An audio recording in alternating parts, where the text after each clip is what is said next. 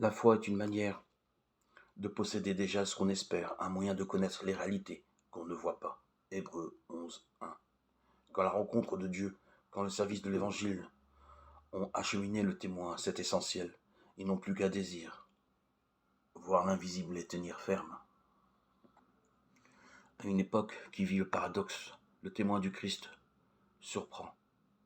Chassant les silences de la honte, l'apôtre ne cesse de proclamer à temps et à contre-temps la seule parole capable de faire sauter les chaînes de l'angoisse et de retrouver l'homme dans sa vérité. Il n'a que faire du discours savant. Il cherche à persuader et à sauver.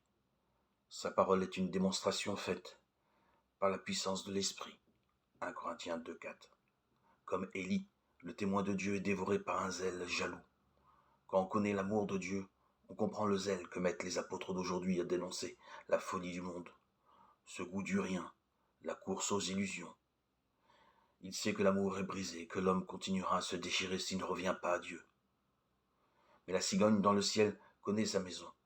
La tourterelle, l'hirondelle et la grue observent le temps de leur migration. Mais mon peuple ne connaît plus ma voix, la voix de son Dieu. Jérémie 8, 7. Alors, le témoin proclame l'évangile dans l'espérance qu'au moins quelqu'un reviendront de leur égarement.